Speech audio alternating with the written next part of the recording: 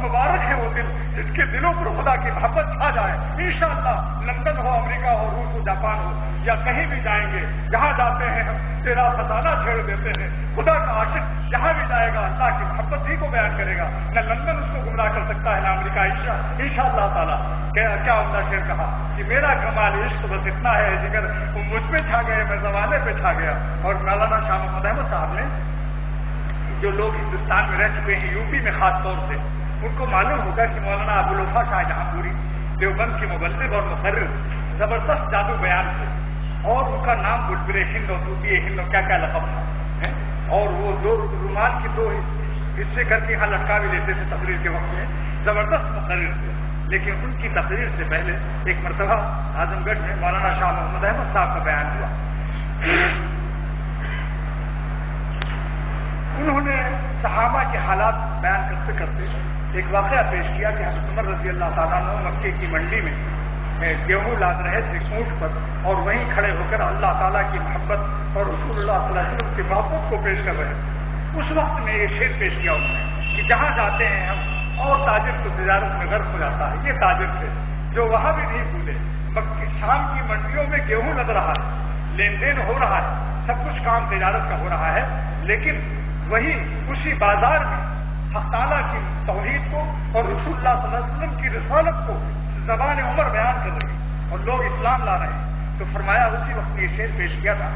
آج سن 1950 کی بات ہے یہ کہ جہاں جاتے ہیں ہم تیرا فسانہ چھیڑ دیتے ہیں. اللہ کے عاشقوں کی یہ شان ہونی چاہیے. جہاں جاتے ہیں ہم تیرا فسانہ چھیڑ دیتے ہیں. کوئی محفل ہو تیرا رنگ محفل دیکھ لیتے ہیں.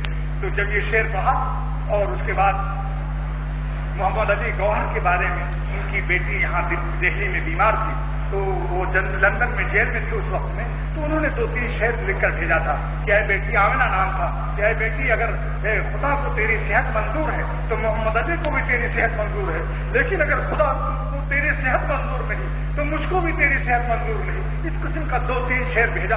اس کو انہوں نے پڑھا. اس کے بعد سارا مجمع رونے لگا. میرے شیخ مولانا شاہ عبدالغنی صاحب رحمۃ اللہ علیہ بھی تھے، بڑے بڑے اس میں علماء تھے. اس کے بعد مولانا ابوالوفا شاہ جہاں پوری مقرر بے نظیر اور جادو بیان کھڑے ہوئے کہنے لگے، صاحبوں میں اگر سے مقرر ہوں اور میری تقریر کا دھوم مچا ہوا ہے ہندوستان میں، لیکن یہ شخص جس نے ابھی بیان کیا ہے اس کے سینے میں جو دل ہے وہ ابوالوفا کے سینے میں وہ دل نہیں. اللہ والے صاحب نسبت بزرگ ہے. اب بھی مولانا علی میاں ندوی، مولانا حبیب الرحمان اعظمی، بڑے بڑے قاری علماء ان کی خدمت میں جاتے ہیں. میں ابھی مارچ میں گیا تھا. عجیب و غریب اللہ تعالیٰ کے عاشقین ہیں.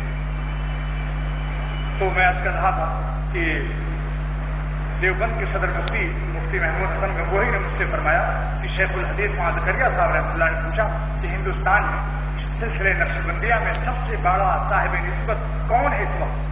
تو ہردوئی میں مجھ سے خود بیان کیا کہ میں نے کہا حضرت مولانا شاہ محمد احمد صاحب الہ آباد میں ہیں بزرگ، ان کی نسبت بہت بڑی ہے. حالانکہ وہ بڑے عالم نہیں ہیں مگر علماء ان سے فیض لیتے ہیں.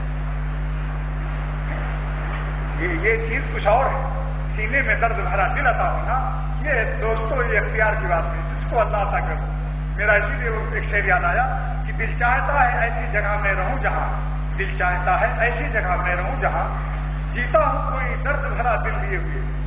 اگر کسی دریا میں کے کنارے جنگل میں بھی کوئی اللہ کا ولی رہتا ہو، خدا کا عاشق رہتا ہو، جو راتوں میں مناجات کے میں اپنے اشک ہائے ندامت سے سجدگاہ کو تر کرنا جانتا ہو، جو سینے میں خدا کی محبت کا درد رکھتا ہو، اس کے پاس اگر مل جاؤ، اس سے ملاقات ہو جائے تو کیا مزہ آئے گا.